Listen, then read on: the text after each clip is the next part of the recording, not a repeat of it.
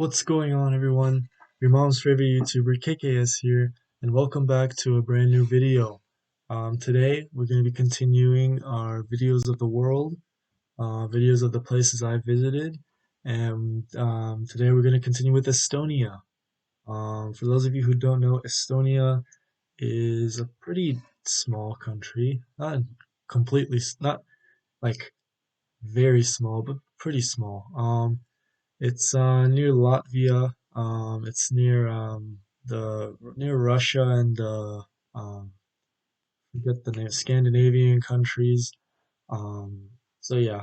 I've got my Estonia mug today. Um, from Tallinn. Yeah, that's where I went in Estonia. It's actually a very nice country. Very nice. When I went, it was one of my favorite places. It was a cruise we went on. And Tallinn was one of my favorite places on the cruise. I've also got my Estonia shirt. This is like the country shape with the flag. And yeah, so we're prepared.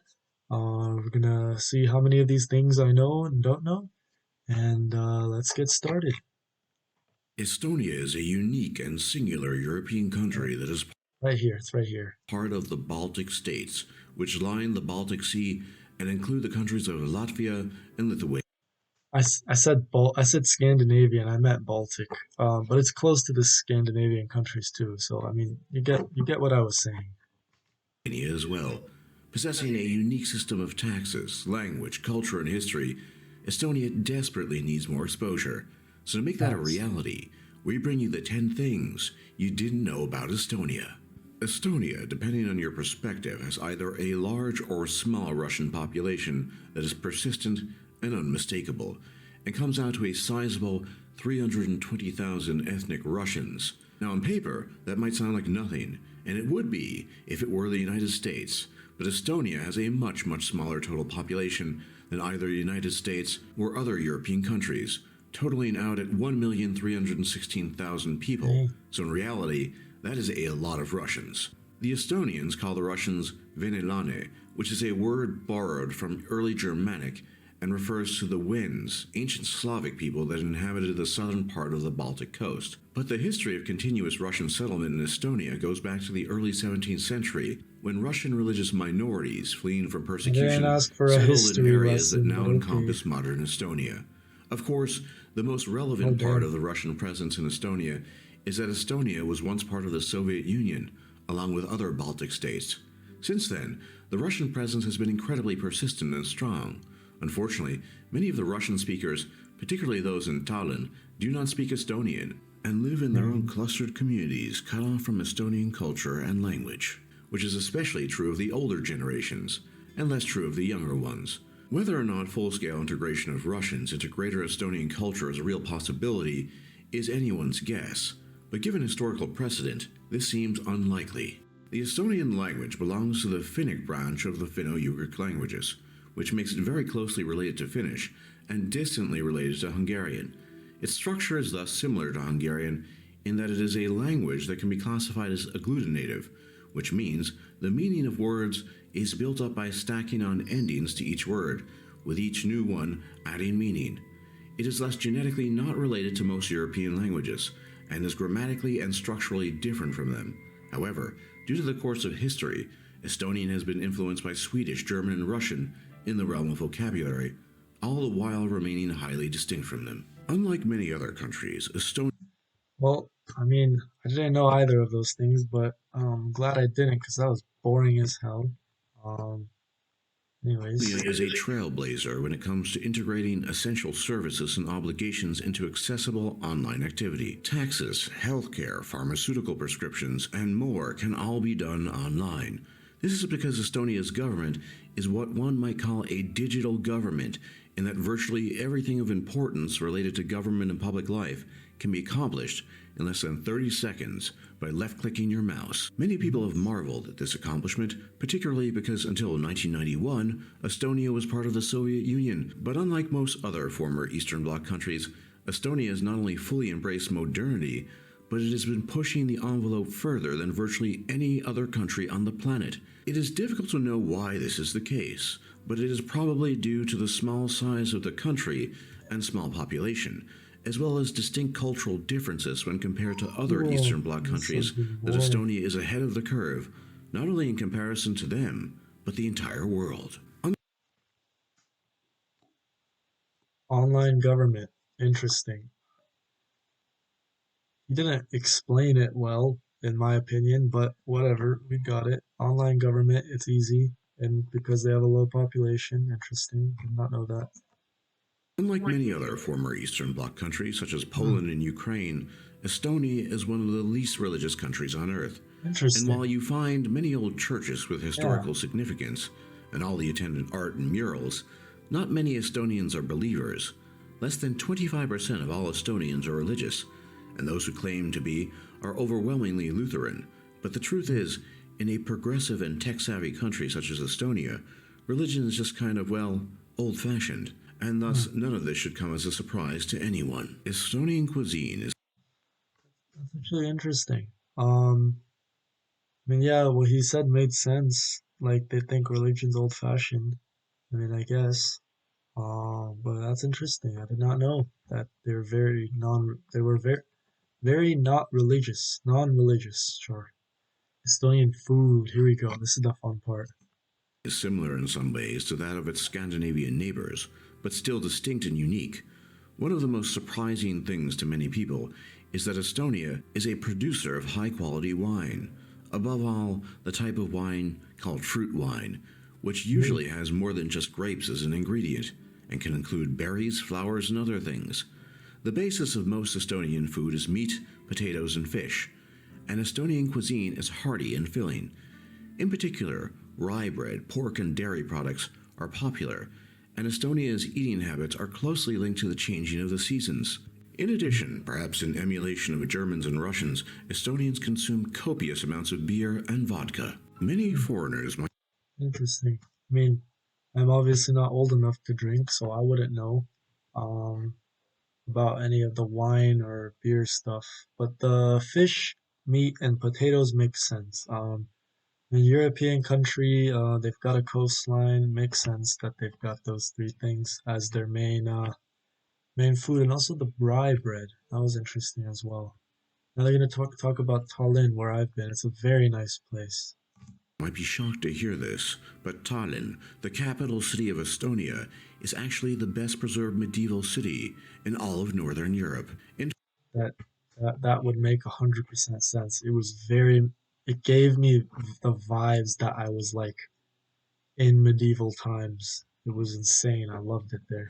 fact, the city has been granted World Heritage status by UNESCO, otherwise known as the United Nations Educational, Scientific, and Cultural Organization. The reason for this is simple, as when one walks through the cobblestone streets, looking up at the centuries old buildings and churches, one cannot help but marvel at it all, especially when considering how well preserved it all is. Tallinn has changed hands throughout the centuries, from the Danes and Swedes to the Germans, Tsarists, and finally the Soviet Union, and somehow, some way, all of its medieval beauty has been preserved.